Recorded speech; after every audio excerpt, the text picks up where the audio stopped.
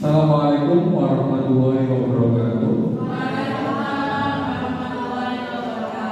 Yang terhormat Bapak Kepala Sekolah SMK Negeri 1 Kalimantan, Bapak Muhammad Suhud. Yang terhormat Bapak Ibu Guru yang telah hadir di dalam ruangan ini untuk mendengarkan penyampaian diseminasi saya mengenai budaya positif. Budaya positif yang saya pelajari di program Guru Penggerak Angkatan 9. Dalam diseminasi diharapkan saya dapat menularkan nilai-nilai budaya positif yang telah saya pelajari di program Guru Penggerak agar bisa diterapkan di sekolah kita, yaitu di SMK Negeri 1 Kalimantan. Pertama-tama saya mengucapkan puji syukur kehadirat Allah yang Maha Kuasa atas berkat rahmat dan hidayahnya, dan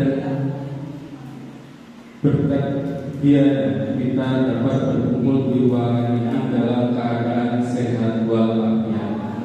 Kedua kalinya salawat dan salam kita hadirkan ke Nabi Muhammad SAW. Berkat beliau kita bisa sampai ke zaman yang terang benderang seperti saat ini dan berkumpul di ruangan ini. Nah, untuk materi yang saya akan sampaikan yaitu diseminasi budaya positif. Next, Mas Rafi. Nah, sebelum ke materi diseminasi budaya positif, saya memiliki pertanyaan pematik. Cukup dijawab setuju atau tidak setuju. Yang pertama, hukuman dapat mendisiplinkan anak. Setuju atau tidak setuju? Tidak setuju. Tidak setuju. Sebagian besar menjawab tidak setuju. Oke, kira-kira kenapa alasannya? Barangkali ada salah satu yang bisa mengungkapkan alasannya kenapa hukuman tidak bisa mendisiplinkan anak. Ada yang mau menjawab, memberikan pendapat? Bu Ais, barangkali kenapa hukuman tidak dapat mendisiplinkan anak?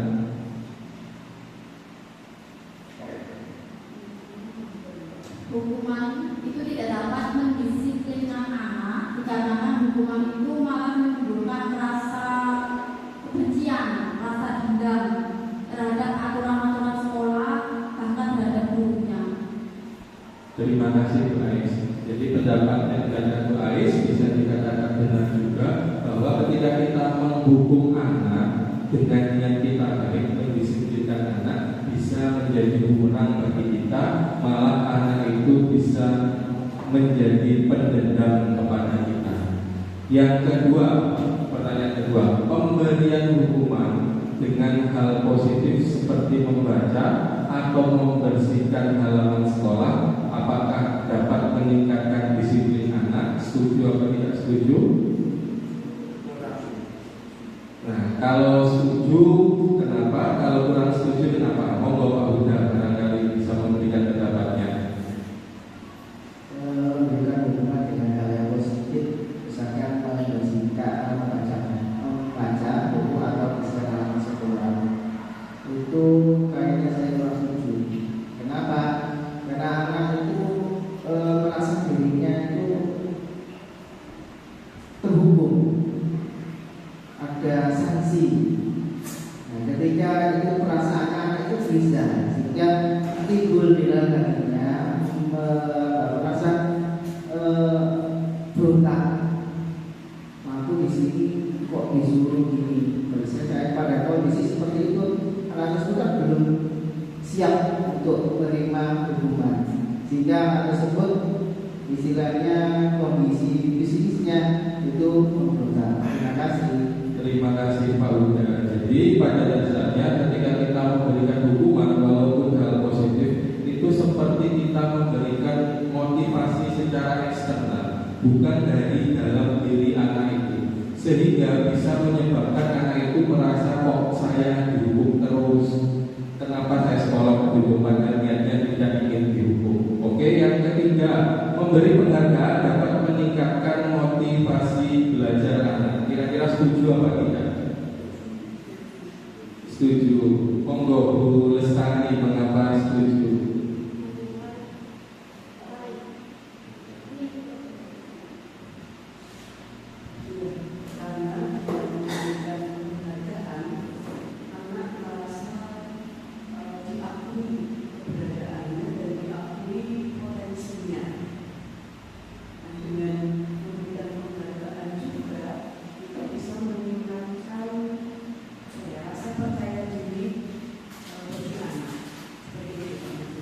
Terima kasih Bu Rani. Dengan adanya penghargaan, maka anak itu merasa lebih percaya diri. Nanti kita pelajari di sini. Penghargaan di sini pada dasarnya nanti termasuk di dalam motivasi eksternal. Apakah motivasi eksternal itu selalu baik untuk anak? Nanti kita akan mengetahui di diseminasi budaya positif ini.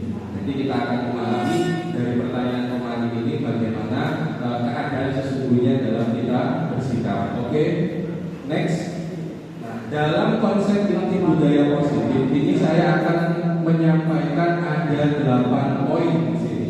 Yang pertama, perubahan paradigma belajar. Yang kedua, disiplin positif. Yang ketiga, nilai-nilai kebajikan. Yang keempat, kebutuhan dasar manusia. Yang kelima, motivasi perilaku manusia. Yang keenam, posisi kontrol guru. Yang ketujuh, keyakinan kelas. Dan yang terakhir, segitiga restitusi. Mungkin di antara beberapa kata-kata ini merupakan hal baru bagi kita.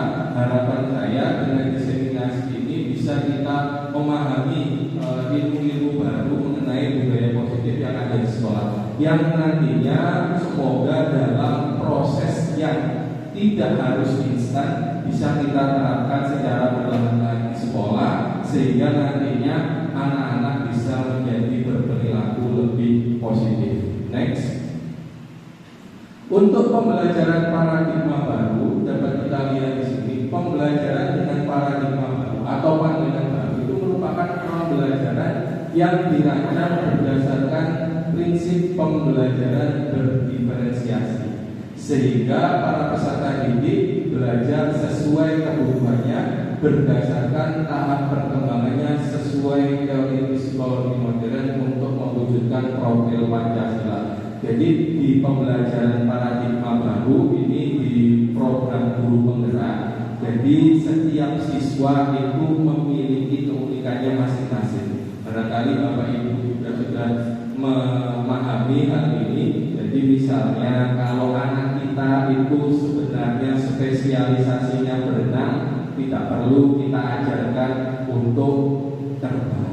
Kalau anak kita pandai melukis, bisa kita kembangkan agar melukisnya lebih mahir lagi. Atau istilahnya di dalam pendidikan Ki Hajar Dewantara, mengajar siswa ini sesuai dengan kodrat alam dan kodrat zaman. Jadi apa yang kita ajarkan di SMK Negeri 1 Kalitengah ini nantinya tentu berbeda dengan apa yang diajarkan dengan guru-guru yang mengajar di daerah Batu Malang. Kalau Batu itu daerahnya apa kira-kira? Pegunungan yang dingin. Mungkin di sana mereka mengajarkannya beda dengan kita.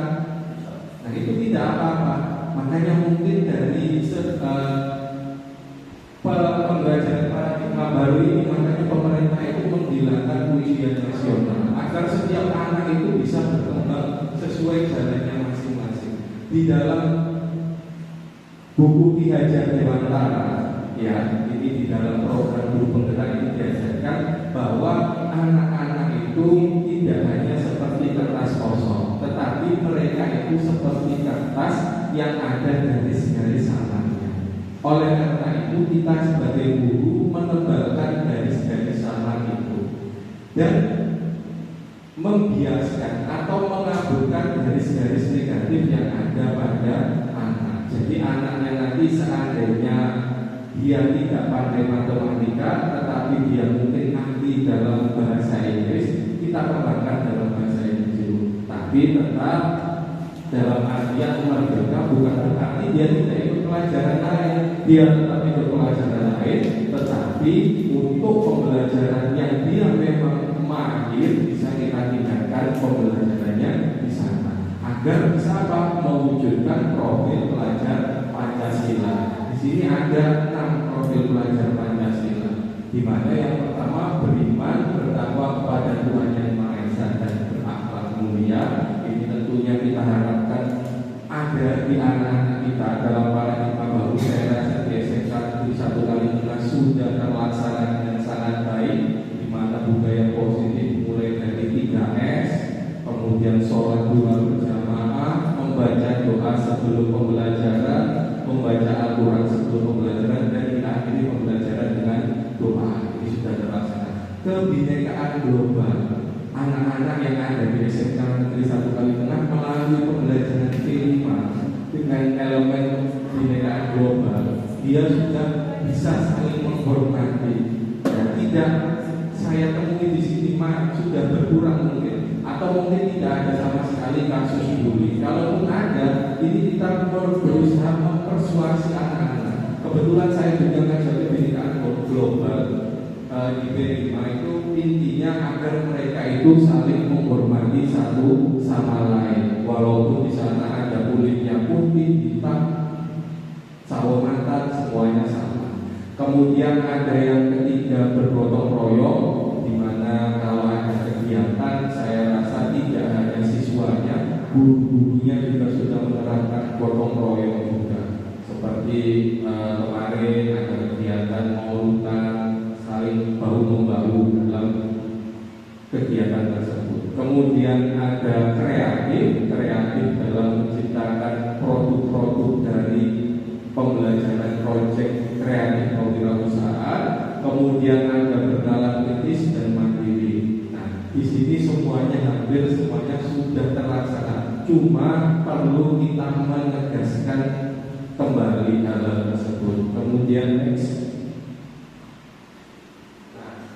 Kemudian ada yang perlu kita pahami di sini mengenai miskonsepsi dalam teori kontrol. Nah, ini di pembelajaran program guru penggerak ini disampaikan ada miskonsepsi. Yang pertama, ilusi guru bahwa mengontrol murid. Pada dasarnya kita ini sebagai guru seakan-akan murid itu turut sama kita. Nah, ini benar pada awal mulanya, tetapi itu hanya sebuah ilusi. Nanti kalau dia tidak sadar dari diri dalam hatinya, maka ketika di sekolah atau di depan kita, dia itu baik. Tapi ketika jauh dari kita atau jauh dari guru yang kita ikuti, misalnya di sini ada tim ketertiban. Nah, ketika dia masukkan baju di depan ketertiban, di belakang tim ketertiban, bajunya dilepaskan lagi. Nah, itu seakan-akan kita, oh anak ini sudah dalam kontrol saya. Mereka hanya ilusi, hanya kepura-puraan. Nah, oleh karena itu maka kita buat supaya anak itu sadar dari diri dalam. Jadi tidak karena pengaruh guru, tapi kita berusaha membangkitkan bahwa mengeluarkan baju di sekolah tidak sesuai dengan peraturan sekolah, bahwa itu salah.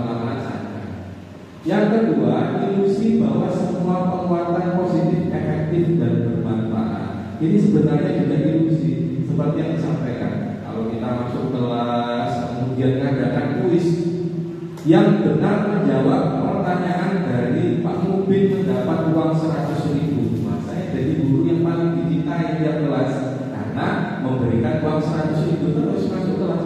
Tapi itu hanya sebuah ilusi. Ilusi dari penguatan positif itu hanya sementara.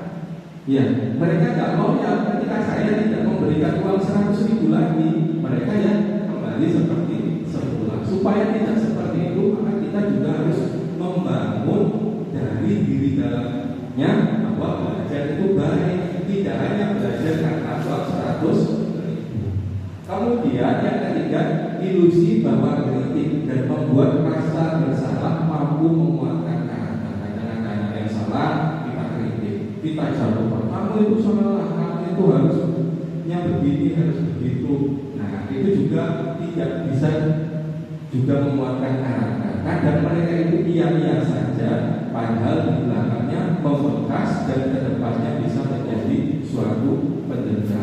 memang ini berat karena proses ini juga saya dapatkan masih baru. Saya seperti pada guru umumnya melakukan itu, tapi dengan adanya ilmu baru yang saya dapat dari program guru penggerak, maka saya diseminasikan biar semua teman-teman bisa merasakan apa yang saya pelajari. Barangkali ke depannya teman-teman juga bisa mengikuti guru penggerak, sehingga kita semua nanti bisa ya istilahnya mengarahkan semuanya ke arah sesuatu yang lebih positif. Kemudian yang terakhir, ilusi bahwa orang dewasa itu berhak memaksa. Karena kita di sini lebih tua, ada anak itu ilmunya lebih tinggi dari kita nggak mau kalah.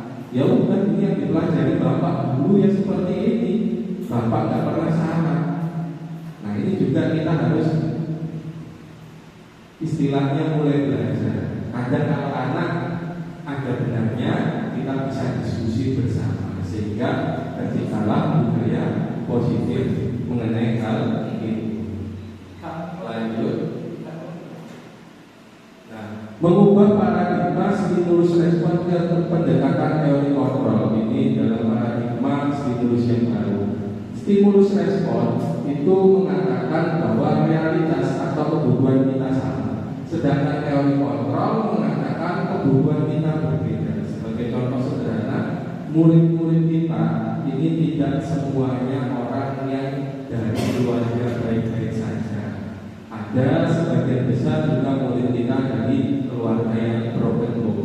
Tentu kebutuhan anak yang biasa, keluarga yang normal, sehat, harmonis, tentu tidak ada masalah realnya. Sedangkan untuk yang broken home, mereka itu kadang karena di rumah kurang diperhatikan, di sekolah mencari perhatian yang berlebihan. Nah kita kadang menemui hal itu. Kemudian di stimulus respon dikatakan semua orang melihat hal yang sama. Di teori kontrol, setiap orang memiliki gambaran yang berbeda. Misalnya kalau yang semua orang melihat yang sama, seperti saya dilihat murid saya itu saya anggap sama saya sebagai guru. Padahal di tiap murid, di siswa saya yang berjumlah misalnya 30 siswa, tiap orang itu memiliki penilaian terhadap saya sendiri-sendiri. Misalnya Pak Mufid ini tinggi, Pak Mufid ini kok masuknya jarang pas waktunya pendidikan, kemudian kok Pak Mufid ini ngasih tugas saja terus, Pak Mufid ini kok ngasih penelitian, kemudian banyak mengawasi diskusi. Jadi tiap orang itu ada yang suka, memang ada yang tidak suka. Karena itu maksudnya tiap kontrol memiliki gambaran yang berbeda. Berikutnya di stimulus respon, kita mencoba mengubah orang agar berpandangan sama dengan kita. Di teori kontrol, kita berusaha memahami pandangan orang lain tentang dunia. Kalau di stimulus respon, kalau A, ya harus A. Semua orang juga harus percaya bahwa A ini benar. Padahal kita tidak perlu memaksa untuk hal itu. Di teori kontrol, kita itu berusaha memahami pandangan orang lain itu seperti apa terhadap A, pandangan yang lain apa terhadap A. Kita berusaha memahami masing-masing individu. Kemudian untuk perilaku pada stimulus respon, perilaku buruk itu dilihat sebagai suatu kesalahan. Sedangkan pada teori kontrol, semua perilaku memiliki tujuan. Nah, kadang seperti ini. Ada anak ini misalnya ada di kelas itu 2 kubu atau 2 grup. Satu anak itu rajin, satu anak itu grupnya pemalas. Nah, anak yang pemalas itu kadang saya sendiri sebagai guru sebelum belajar ini mengatakan apa yang dilakukan anak yang pemalas itu kurang kita percayai. Dia salah, yang malas itu pandangannya buruk aja. Nah setelah kita selidiki ternyata mereka itu baik. Jadi istilahnya semua orang itu baik, tapi caranya berbeda. Ya sama kayak kita mau pilihan pemilu, calon presiden itu semuanya baik, pengen memajukan Indonesia, tapi pakai cara yang berbeda. Kadang cara yang dipakai mereka tidak cocok sama kita, tapi menurut mereka benar. Kita kan belum memahami dia melanggar. Nah, seperti itulah teori kontrol. Jadi susah-susah gampang untuk memahami orangnya. Kemudian di stimulus respon dikatakan bahwa saya bisa mengontrol orang lain. Padahal kita itu tidak bisa mengontrol orang lain. Orang lain itu punya mobilnya sendiri-sendiri. Kita harus bisa memahami kebutuhan orang masing-masing. Di stimulus respon, pemaksaan ada pada saat bujukan gagal. Dibujuk-bujuk nggak dalam, akhirnya kita mantel, akhirnya kita paksa. Kalau di teori kontrol, kita berkolaborasi dan berkonsensus untuk menciptakan pilihan-pilihan alternatif baru sebagai alternatif jawaban terhadap penolakan-penolakan yang dia tidak suka. Kemudian di stimulus respon, model berpikirnya hanya satunya mesti menang, satunya mesti kalah. Sedangkan di teori kontrol semuanya harus menang atau win-win solution. Jadi kita menentukan solusi, semuanya harus merasakan manfaatnya. Itu mengenai paradigma stimulus respon ke pendekatan teori kontrol. Jadi kita mengubah paradigma yang lama, stimulus respon, kita berlahan-lahan menerapkan teori kontrol agar berlahan-lahan budaya positif itu bisa kita tularkan ke murid-murid kita. Ini tidak seperti suatu sihir yang simsalabim selesai 1-2 hari. Saya malah seperti ini tuh targetnya bisa sampai 5 tahun atau 3 tahun, karena proses perubahan itu tidak bisa secara instan. Lanjut Mas Raffi. Kemudian dari teori kontrol itu kita akan mulai dari apa itu disiplin positif. Ada 2 kata, disiplin dan disiplin positif. Yang pertama, disiplin dari kata disiplina yang artinya belajar. Disiplin di sini mengacu pada disiplin diri yang memiliki tanggung jawab terhadap apa yang dilakukannya berdasarkan nilai-nilai yang diyakini. Jadi di sini disiplin itu mulai dari diri sendiri dan memiliki tanggung jawab. Sedangkan di disiplin positif itu salah satu cara penerapan disiplin yang bertujuan untuk menumbuhkan kesadaran. Jadi di disiplin positif ini penekanannya menumbuhkan kesadaran. Artinya apa? Ada motivasi dari dalam diri sendiri. Karena kalau motivasi dari dalam diri sendiri itu biasanya lebih awet. Dia memberdayakan peserta didik tanpa imbalan. Nah, imbalan atau rewards ini dianggap dalam teori ini sebagai motivasi eksternal, ancaman atau hukuman. Ancaman dan hukuman juga sebagai motivasi eksternal. Nah, kita sebagai pendidik, tujuan kita itu menciptakan peserta didik atau murid yang memiliki disiplin diri sehingga mereka berperilaku mengacu kepada nilai-nilai kebajikan universal dan memiliki motivasi intrinsik atau motivasi yang ada di dalam diri dalam perubahan perilaku ke arah yang lebih baik.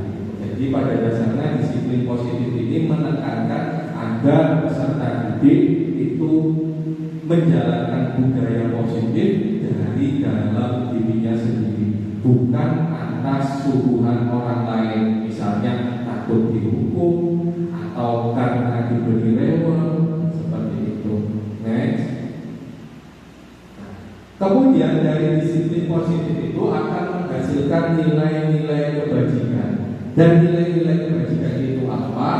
Nilai yang disepakati bersama, lepas dari suku bangsa, agama maupun latar belakangnya. Di sini nilai kebajikan institusi atau organisasi, misalnya ada nilai kebajikan yang di profil pelajar Pancasila. Ada 6 nilainya ya.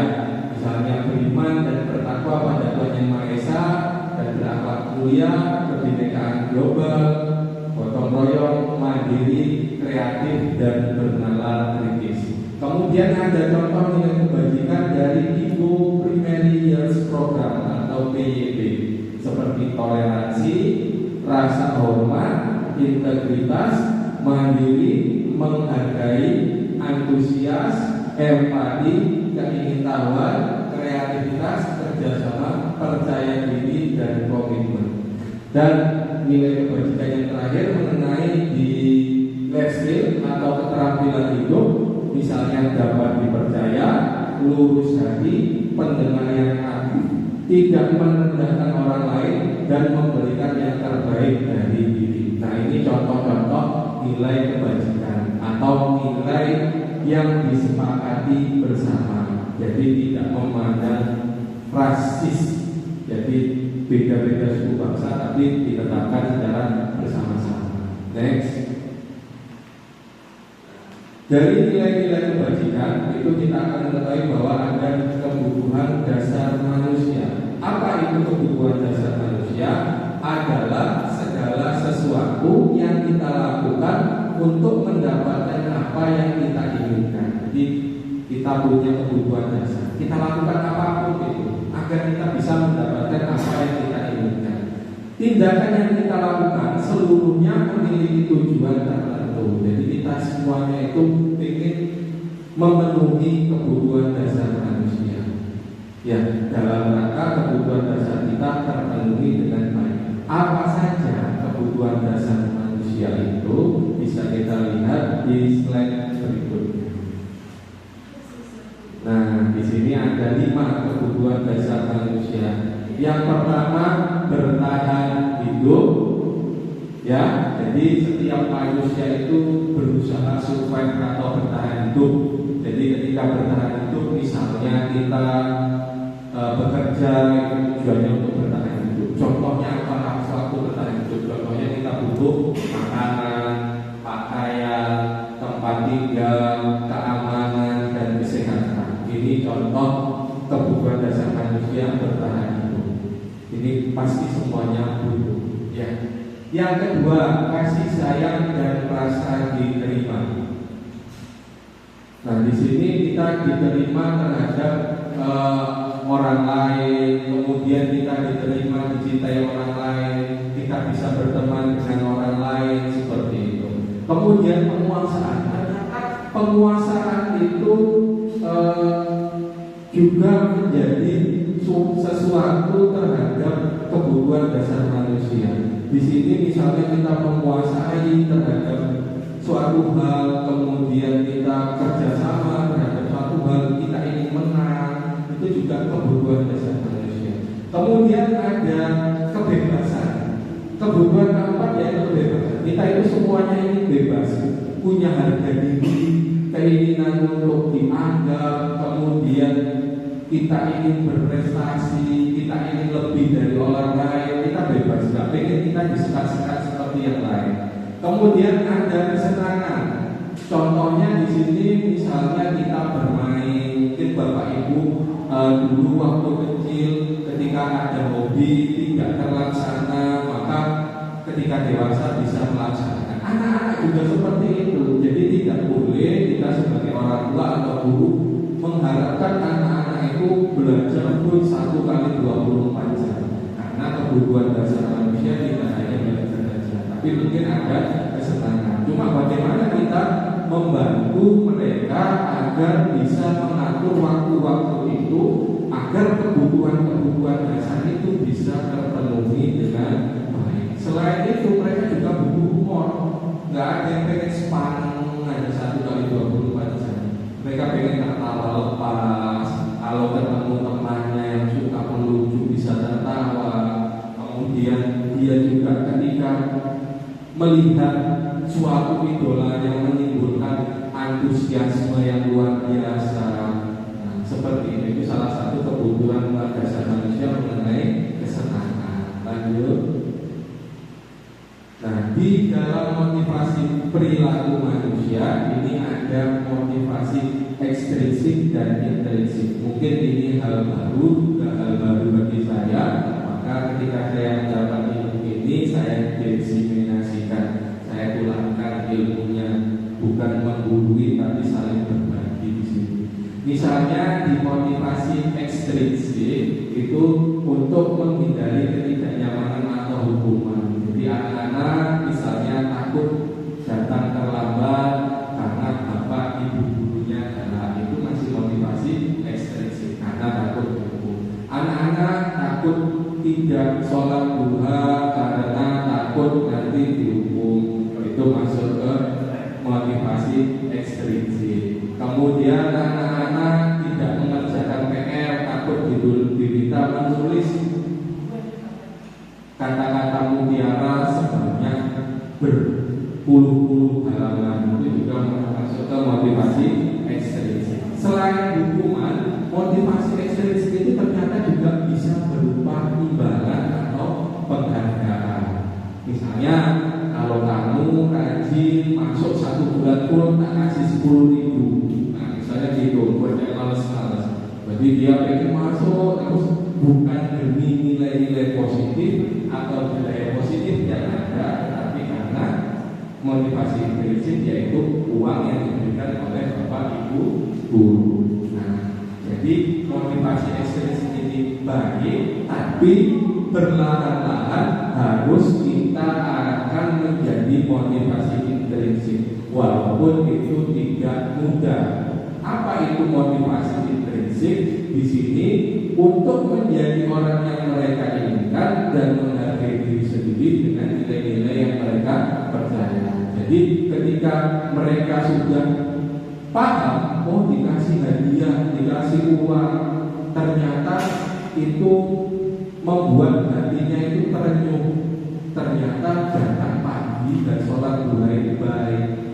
Akhirnya dia mikir bagi uang sama gurunya atau dihukum nggak dihukum gurunya, ada atau tidak gurunya, karena dia sudah timbul niatannya, mungkin karena sholat duha ini baik, hatinya jadi nyaman, rezekinya jadi lapang, sudah timbul motivasi intrinsik. Akhirnya anak itu langsung secara otomatis masuk ke musola, langsung sholat. Tapi mungkin masih 1% atau 5%. Siswa kita seperti itu. Dan tugas kita bisa memberikan pemahaman itu. Barangkali 5 tahun ke depan, jika program ini terus berlanjut, kita bisa membuat menjadi 100%. Dari motivasi ekstrinsik menjadi motivasi intrinsik. Oke, lanjut. Jadi di dalam motivasi ekstrinsik maupun ekstrinsik itu ada merdeka. Tetapi merdeka menurut Ki Hajar Dewantara itu tidak hanya bebas saja. Ya, tetapi di sini dikatakan merdeka itu tidak hanya terlepas dari pemerintah, tetapi juga cakap bisa memerintah diri sendiri. Contoh, anak PAN. Tahu ya anak PAN? Itu kan bebas. Tetapi menurut saya mereka belum cakap untuk memerintah diri sendiri. Contoh sederhana, kalau mandi, saya rasa mereka juga nggak mandi. Jadi dia tidak menghargai dirinya sendiri, apalagi ibadah atau ganti baju. Itu kan sebenarnya membuat dasar manusia canggih. Nah, anak PAN itu belum bisa cakap memerintah diri sendiri. Yang dikatakan Ki Hajar Dewantara ini merdeka jika dia sudah bebas, sudah bisa mengatur diri mereka sendiri. Seperti apa ya? Seperti bapak ibu guru yang ada di SMK Negeri 1 Kalimantan. Ini sudah bisa mengatur diri sendiri, walaupun ada bapak kepala sekolah ataupun tidak ada bapak kepala sekolah. Ketika waktunya jam mengajar, semuanya masuk ke kelas untuk mengajar. Ketika jam 7 pagi dan pulangnya ya jam 3 sore. Hampir semuanya guru di SMK Negeri 1 Kalimantan ini sudah memiliki kata-kata merdeka, dibebaskan, tetapi sudah bisa mengontrol dirinya sendiri. Dia cakap, oh waktunya ada jam di kelas, masuk kelas tanpa ada pemerintah, sudah ada kesadaran dari diri sendiri. Ini kita sudah merdeka menurut pengamatan saya. Next. Ini ada kata-kata sesuai pertanyaan tadi yang dipematik, dihukum oleh penghargaan. Jadi penghargaan itu ternyata diam-diam menghukum kita. Nah, bahwa penghargaan itu berlaku sama dengan hukuman. Kok bisa ya penghargaan itu sebagai hukuman? Dalam arti meminta atau membujuk seseorang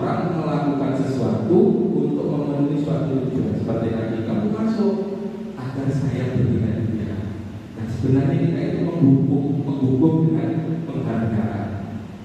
Nah, ini berdasarkan siapa? Berdasarkan kata-kata al-fiqh, dorongan eksternal, dan akan ada faktor ketergantungan. Jadi jika masuk nanti tergantung terus, karena tergantung dari hukuman penghargaan itu. Pengaruh jangka pendek dan jangka panjang. Ya, anak-anak akan tertib. Namun jangka panjang, ketika tidak ada penghargaan, anak-anak juga akan kembali lagi tidak tertib. Kalau tidak ada timbul motivasi intrinsik. Ya, kemudian penghargaan itu menghukum secara halus. Nah, penghargaan mengurangi ketepatan, karena kita tidak tahu bahwa anak itu benar-benar sudah berubah menjadi baik, ataukah anak itu hanya pura-pura menjadi baik akibat dari pemberian penghargaan.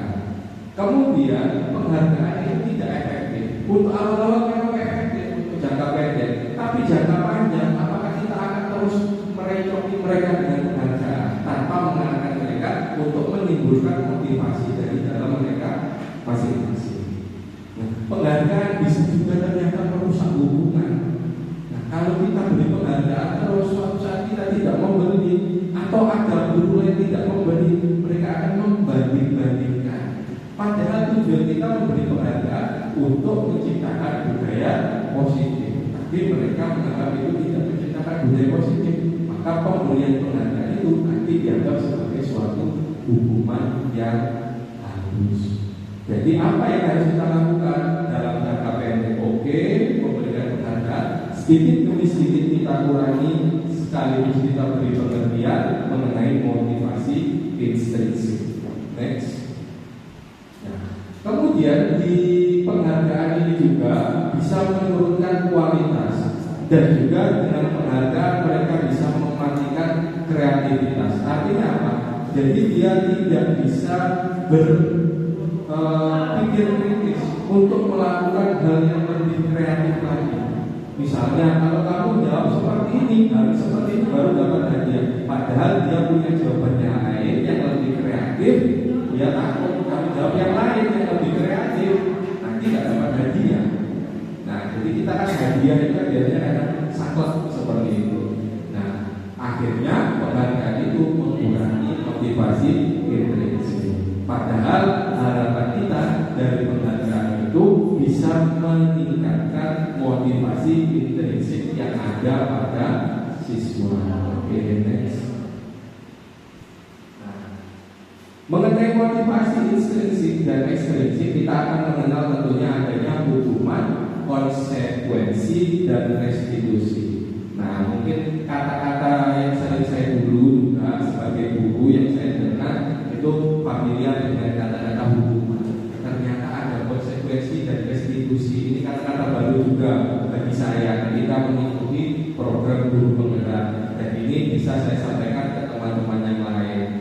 Apa bedanya? Yang hukuman itu tidak terencana atau tiba-tiba, sedangkan konsekuensi itu terencana dan telah disepakati. Jadi telah disepakati itu konsekuensi.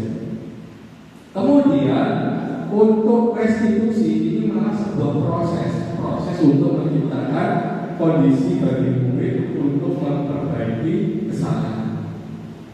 Kemudian di hukuman, murid tidak tahu apa yang terjadi atau tidak dilibatkan, tidak tahu nanti efeknya apa, ya lalu dihukum seperti itu. Sedangkan di konsekuensi, murid tetap dibuat tidak nyaman, tetap ada tidak nyamannya di konsekuensi. Kemudian yang di restitusi ini melibatkan dua belah pihak. Kalau yang tadi mungkin salah satu pihak, satu arah, di restitusi kita melakukan kolaboratif yang mengajarkan murid untuk mencari solusinya sendiri. Apakah ini mudah? Tidak mudah, karena ini hal baru. Kita ngajak murid untuk cari solusi. Ya, kalau dia terbuka, kalau dia diam, itu kan yang kesulitan juga. Ditanyain apa, ya tak ngaku salah dan sebagainya.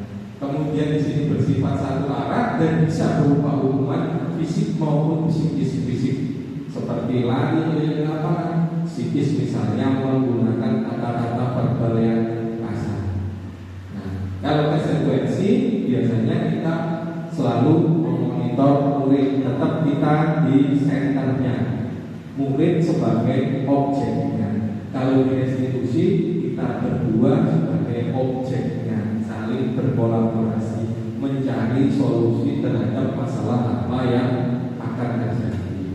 Oke, next. Nah, ini ada contoh mengenai tindakan guru, apakah termasuk hukuman atau konsekuensi.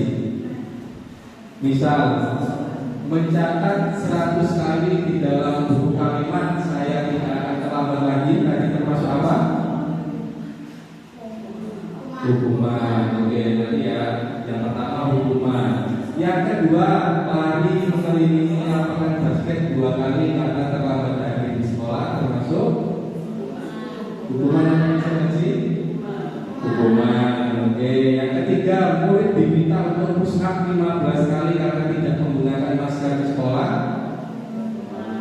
Hukuman. 1, 2, 3 hukuman. Yang keempat, menggantikan kertas tugas teman yang telah dicoret-coret, konsekuensi atau hukuman? Konsekuensi. Yang kelima, membersihkan tumpahan air di meja tulis karena tersenggol pada saat belajar, konsekuensi. Kemudian yang keenam, murid disuruh untuk mengenakan sepatu seharian di sekolah karena tidak mengenakan sepatu hitam, hukuman atau konsekuensi? Hukuman atau konsekuensi? Hukuman. Boleh. Kemudian yang terakhir, lari mengelilingi lapangan basket 2 kali karena terlambat 10 menit untuk pelajaran PJOK, hukuman atau konsekuensi? Hukuman. Kita lihat hasilnya. Next, kasih.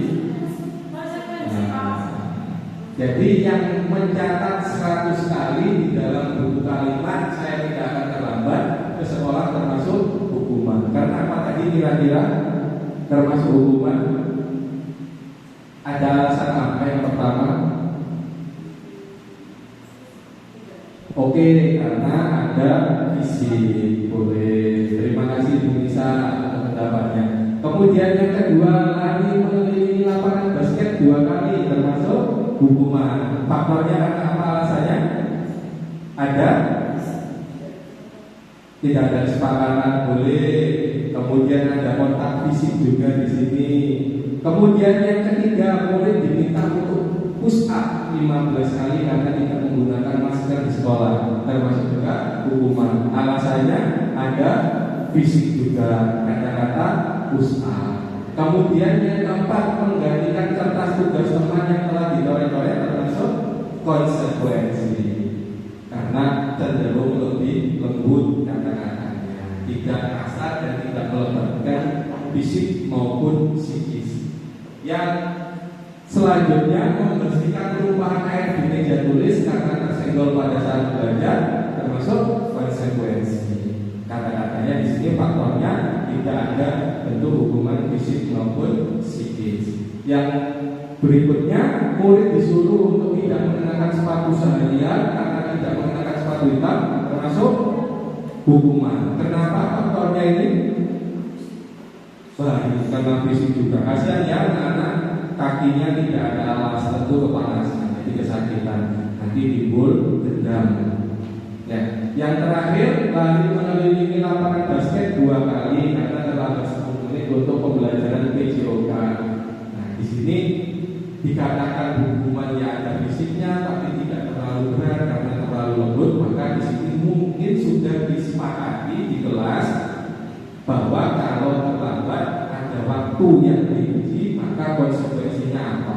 Jadi kita melaksanakan pendidikan budaya positif itu harus disepakati terlebih dahulu, agar kalau tidak ada apa-apa kita berpedoman bahwa ini sudah disepakati bersama. Jadi tidak ada yang dilakukan secara tiba-tiba.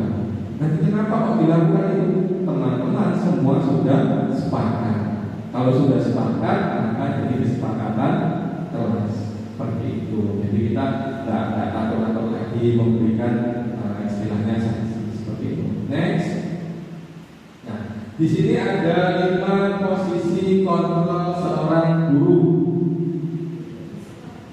Nah, di 5 posisi kontrol seorang guru ada penghukum, pembuat merasa bersalah, teman, dan memantau.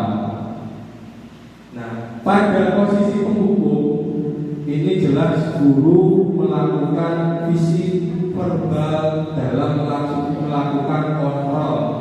Ya, misalnya kamu bersalah, ayo pusat keliling lapang 15 kali, atau kamu sudah terlambat hadir, sekarang keliling lapangan 20 kali, itu menghukum. Sedangkan pada posisi kontrol membuat merasa bersalah, di sini mereka dibuat seakan-akan hancur hatinya, dibuat kamu yang paling salah. Semua ini karena kamu telat, makanya tidak bisa 100% kehadiran di sekolah. Kamu kok gak pernah masuk tiap hari Jumat, makanya tiap hari Jumat Bapak tidak pernah bertemu dengan kamu. Jadi dibuat anak itu seakan-akan merasa bersalah.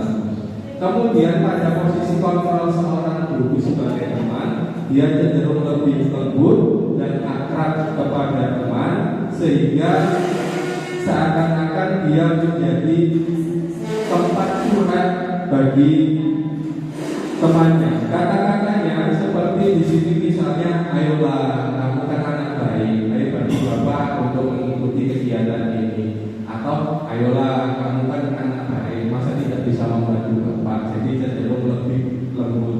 Sedangkan pada posisi pemantau di sini tugasnya kontrol seorang guru yaitu memantau dan mengawasi saja. Tapi kita juga bertanggung jawab atas perilaku mereka. Jadi kita amati saja dari jauh. Misalnya, apa yang telah kamu lakukan? Konsekuensinya apa? Kamu ngapain di sana? Kamu ngapain naik ke pagar untuk keluar rumah? Kita pantau saja.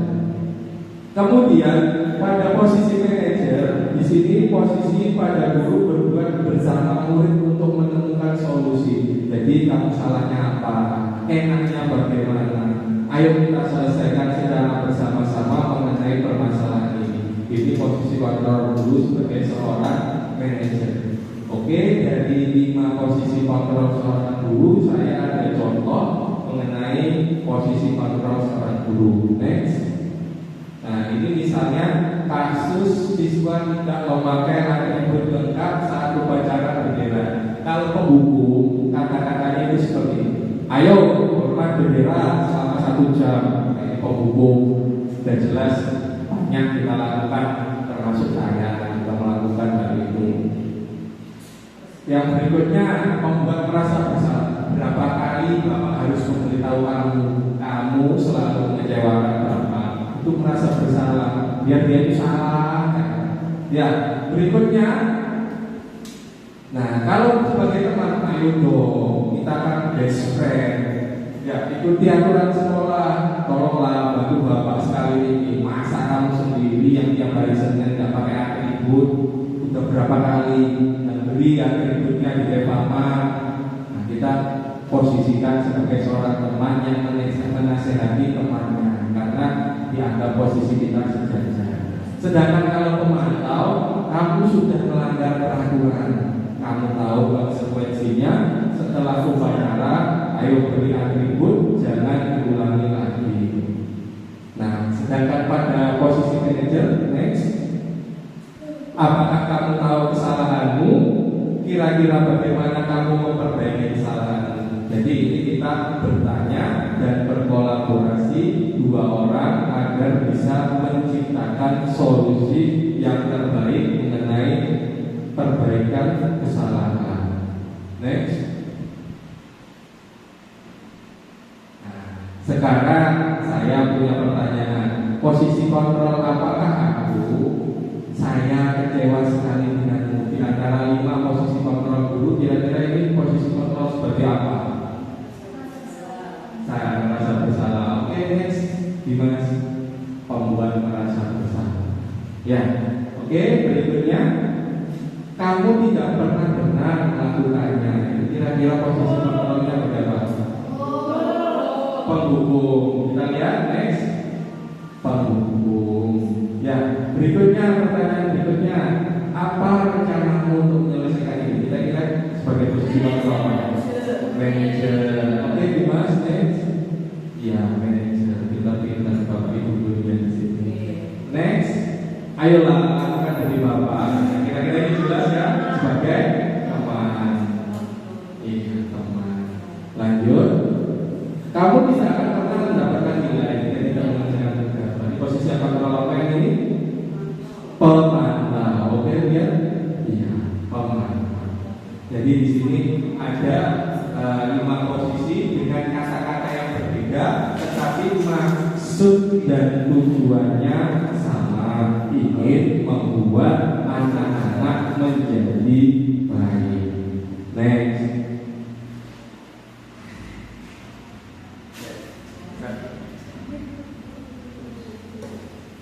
Kemudian di sini keyakinan kelas. Mengapa kita mengatakan keyakinan kelas bukan peraturan kelas? Next. Nah, kenapa kita perlu membentuk keyakinan kelas? Agar kita benar-benar yakin di kelas itu. Jadi tidak membuat peraturan yang terikat dengan satu sama lain. Misalnya keyakinan kelas itu yang pertama cirinya apa? Bersifat abstrak. Abstrak itu artinya tidak tersirat. Ya, kayak di SD kemarin harus tersirat. Ini tidak tersirat. Kemudian pernyataannya harus universal, artinya mencakup semuanya. Kemudian dibuat dalam pernyataan positif, tidak boleh pernyataan negatif. Kemudian sedikit, kata-katanya harus sedikit agar mudah diingat. Itu keyakinan kelas. Berikutnya, sesuai dengan kondisi kelas dan sekolah sehingga mudah diterapkan. Jadi kita ukur dulu sekolahnya seperti apa agar keyakinan ini bisa diterapkan. Yang terakhir, semua warga sekolah atau warga kelas dilibatkan saat membuat keyakinan kelas. Kalau membuat keyakinan kelas di kelas, berarti seluruh siswa kita libatkan untuk membuat keyakinan kelas. Next. Nah, untuk proses pembentukan keyakinan kelas, pertama-tama buat dulu peraturan kelas. Misalnya dilarang datang terlambat. Ini contoh. Ya. Kemudian dari peraturan kelas itu kita ubah. Dilarang kata-katanya negatif, kita ubah menjadi kalimat positif. Nah, ini yang saya pelajari juga ilmu baru yang saya dapat dari program guru pembuka. Jadi ada proses dari peraturan yang sudah diterapkan diubah ke kalimat positif. Kalimat positifnya apa? Hadir tepat waktu. Sepertinya sama, tetapi kata-katanya agak beda. Terus keyakinan kelasnya apa? Cukup satu kata saja, disiplin gitu saja. Singkat, padat, jelas, abstrak, dan bersifat universal sesuai ciri-ciri dari pembuatan pernyataan keyakinan kelas. Jadi pertama-tama kalau kita buat keyakinan kelas, buat dulu peraturan kelas. Kemudian dari peraturan kelas yang banyak kita peras, kita intisarikan menjadi kalimat positif. Kita peras, misalnya peraturan kelasnya ada 10, kita peras jadi 5 kalimat positifnya. Dari 5 ke keyakinan kelas kita peras lagi jadi 2 atau 3. Jadi keyakinan kelas seperti itu. Lanjut. Nah, misalnya ada peraturan seperti ini, ada 1, 2, 3, 4, 5, 6, 7, 8. Apa keyakinan kelas? Misalnya selalu kembalikan buku ke tempatnya. Kira-kira apa keyakinan kelasnya? 1 kata, 2 kata, tanggung jawab. Oke, nanti kita lihat ya sama-sama. Dilarang mengganggu orang lain berarti menghargai dan menghormati, boleh. Yang ketiga, hadir di sekolah 15 menit sebelum pembelajaran dimulai, disiplinan. Kemudian lanjut, dilarang melakukan kekerasan, keselamatan, boleh. Dilarang menggunakan narkoba, kesehatan. Bergantian atau menunggu giliran, tertib, antri, kesabaran, boleh. Kemudian gunakan masker, kesehatan. Jangan berlari di kelas atau koridor, keamanan. Kita lihat keyakinan kelas. Nah, selalu kembalikan buku ke tempatnya, tanggung jawab. Dilarang mengganggu orang lain, menghormati orang lain. Hadir di sekolah 15 menit sebelum pembelajaran dimulai, menghormati lain, disiplin, bisa berkomitmen. Kemudian dilarang melakukan kekerasan, keselamatan, menghormati orang lain. Kemudian dilarang menggunakan narkoba, kesehatan, bergantian atau menunggu giliran, menghormati orang lain, menggunakan masker, kesehatan, keselamatan, jangan berlari di kelas atau koridor, keselamatan atau keamanan. Lanjut. Nah, untuk materi berikutnya dari keyakinan kelas kita beranjak ke restitusi yang terakhir ya, restitusi. Ini mungkin kata-kata baru juga bagi kita semua termasuk saya. Restitusi itu apa? Restitusi itu proses menciptakan kondisi bagi murid untuk memperbaiki kesalahan mereka. Jadi kita menciptakan kondisi agar murid itu bisa memperbaiki kesalahan mereka, sehingga mereka bisa kembali pada kelompok mereka. Maksud di sini kelompok mereka itu kelompok yang baik. Mungkin dia melenceng dari yang kurang baik menjadi baik, sehingga dia juga bisa memiliki karakter yang lebih buruk. Restitusi merupakan proses yang kolaboratif, jadi antara guru dan murid. Nah, kita bersama-sama guru dan murid mencari solusi atas masalah dan membantu berpikir tentang seperti apa yang mereka ingin menjadi tujuan mulia dan bagaimana mereka harus memperlakukan orang lain. Ini menurut pendapat ahli namanya Goset tahun 2004 ini restitusi. Lanjut. Di dalam restitusi bedanya dengan hukuman dan konsekuensi kita bisa dilihat di sini ya. Secara garis besar, kalau hukuman itu menyakitkan, sedangkan konsekuensi sesuatu yang harus terjadi, wajib terjadi, arahnya ke sini. Kalau restitusi kita punya pilihan. Jadi hukuman itu menyakitkan, konsekuensi lebih lembut. Restitusi kita bisa pilih alternatif apa yang ingin kita jalan. Kemudian di sini hukuman itu korban mendapatkan keadilan, korban bisa diabaikan, korban mendapatkan ganti. Artinya apa? Di restitusi tidak ada korban. Kemudian di sini hukuman murid dan anak itu akan tersakiti, sedangkan di konsekuensi murid anak merasa ternyaman.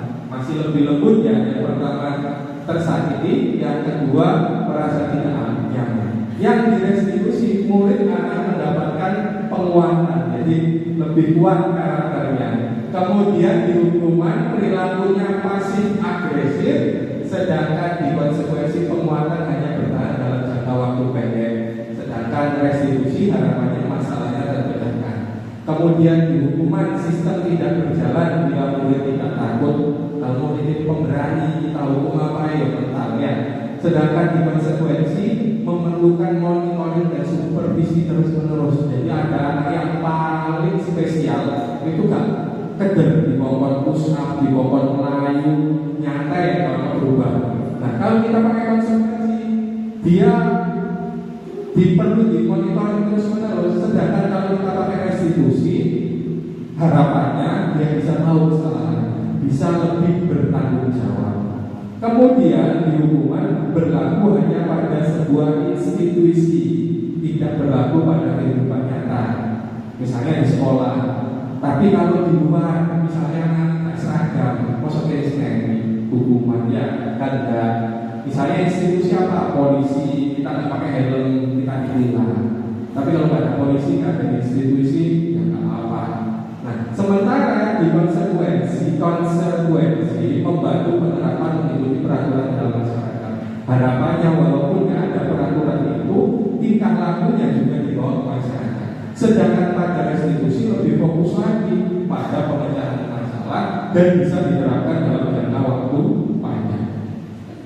Jadi di sini hukuman itu cenderung identitasnya gagal dan bernada negatif, sedangkan pada konsekuensi identitasnya dikatakan sukses tapi masih netral.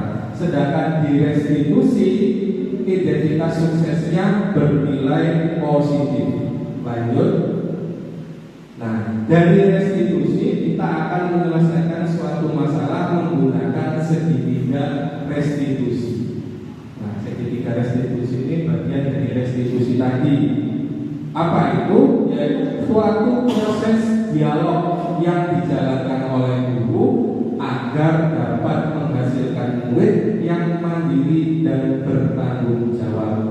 Segitiga restitusi kita mulai dengan langkah pertama yaitu validasi tindakan yang salah, dilanjutkan dengan menstabilkan identitas, dan yang terakhir menanyakan keyakinan. Ya, itu langkah yang ada di segitiga restitusi. Lanjut. Pada penstabilan identitas berdasarkan prinsip membuat kesalahan adalah bagian dari proses pembelajaran. Jadi salah itu nggak apa-apa, kita berproses dari kesalahan itu. Dan juga di sini kita menggeser identitas gagal ke identitas sukses. Contoh kata-katanya apa? Berbuat salah itu wajar, karena manusia itu tidak ada yang sempurna. Bapak juga dulu melakukan ini salah, agar mereka itu merasa ada yang ditemani. Aku salah nggak sendirian. Jadi identitasnya tetap terjaga. Siapa tahu anak itu melakukan kesalahan hanya saat itu saja, sebelumnya tidak pernah melakukan kesalahan. Ya, jadi Bapak tidak mau mencari siapa yang salah, tetapi Bapak mencari solusi dari masalah ini.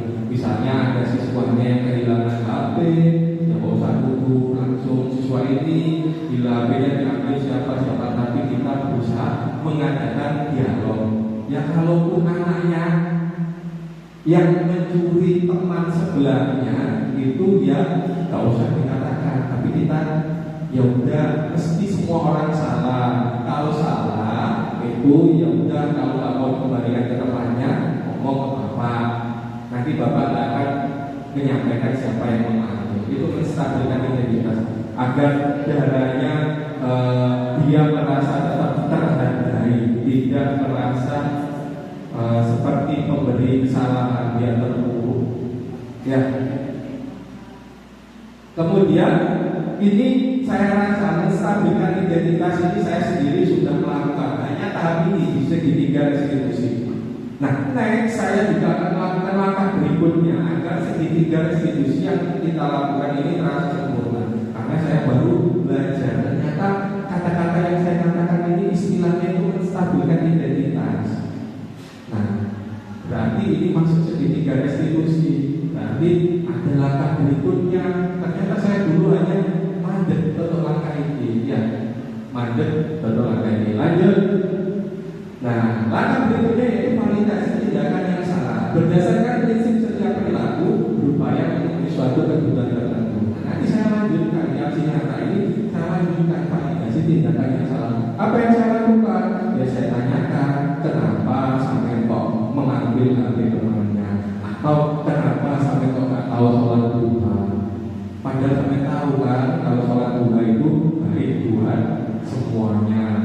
Nah, contohnya apa? Kamu patut bangga karena telah melindungi sesuatu yang penting buatmu. Barangkali di sini waktu dia berkelahi, ya bangga mempertahankan apa? Mungkin karena tasnya diambil, helmnya diambil, itu salah. Tapi kita memvalidasi itu salah, tapi harus kita cari solusi yang benar itu seperti apa. Ya.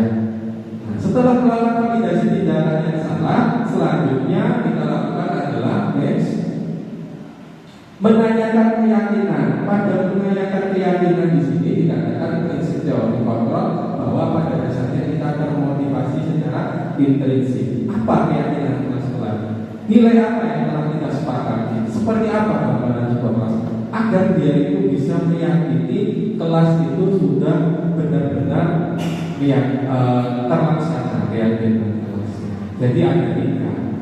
Next. Nah, penutup ya, dalam program disiplin positif ini yang saya sampaikan moga-moga bermanfaat buat Bapak Ibu.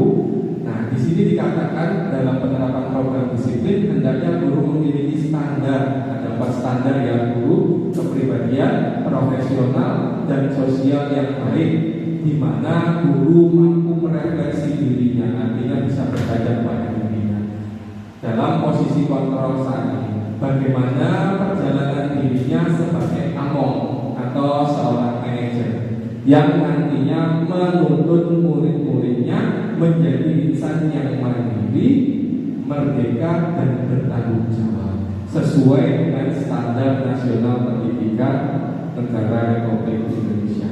Mungkin itu saja dari saya mengenai penyampaian disemiasi positif yang telah saya pelajari dari program guru penggerak. Semoga bermanfaat buat Bapak Ibu guru semua. Saya akhiri. Assalamualaikum warahmatullahi wabarakatuh.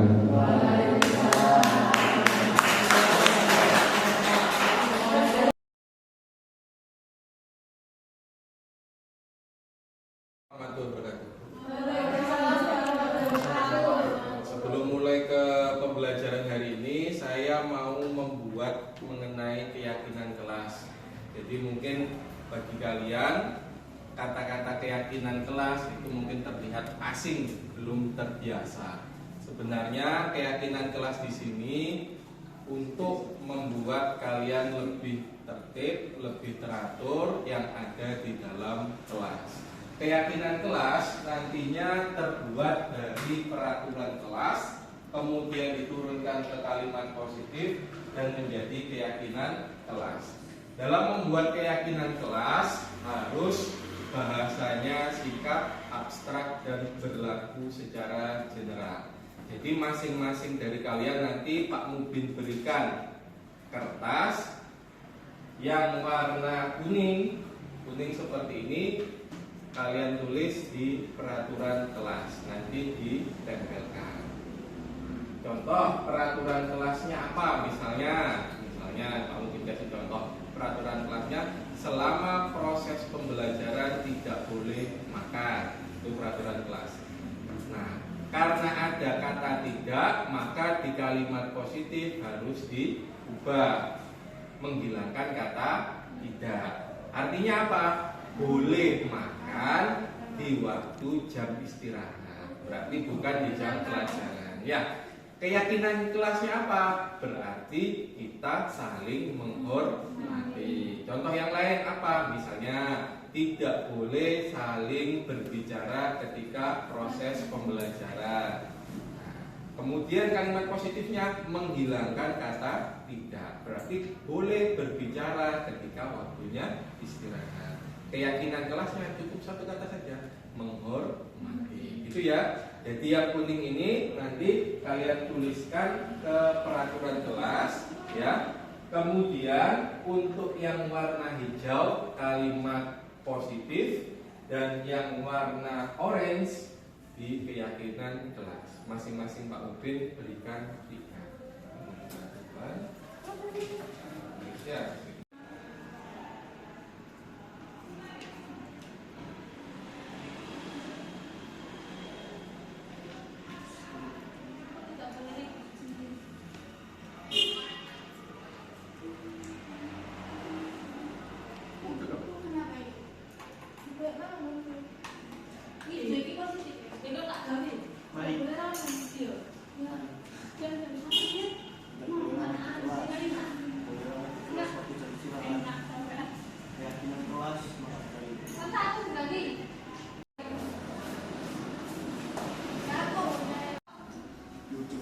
Peraturannya kalau masih.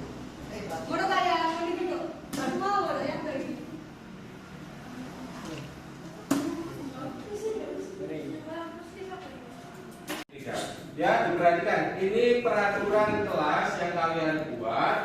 Kemudian dari peraturan ini menjadi kalimat positif dan akhirnya menjadi keyakinan kelas. Saya ambil contoh, tidak boleh bermain HP saat pembelajaran.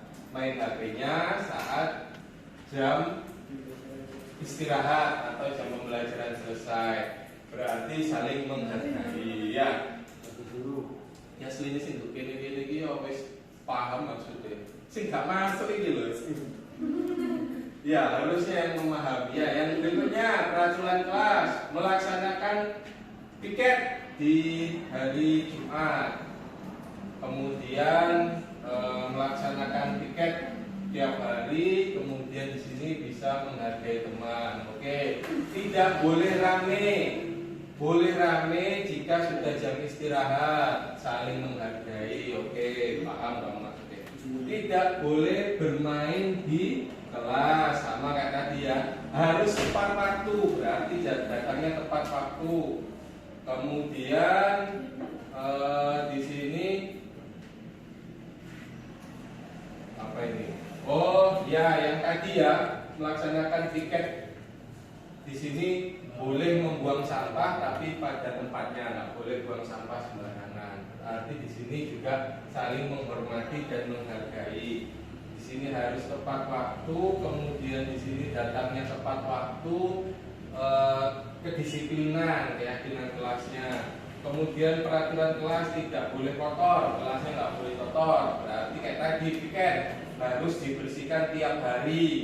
Jadi piketnya tiap hari. Keyakinan kelasnya kebersihan. Jadi secara keseluruhan keyakinan kelas yang dapat kita tempuh di sini ada menghargai, kemudian ada menghormati, kemudian disiplin, kebersihan, dan saling membantu dan percaya kepada teman. Nah, nilai-nilai ini saya harapkan kamu terapkan ya. Jadi intinya kalian dan saya menciptakan kelas ini agar aman dan nyaman sehingga proses pembelajaran bisa berlangsung dengan maksimal. Itu saja mengenai keyakinan kelas. Semoga dengan keyakinan kelas ini pembelajaran kalian bisa berjalan lebih baik lagi. Assalamualaikum warahmatullahi wabarakatuh.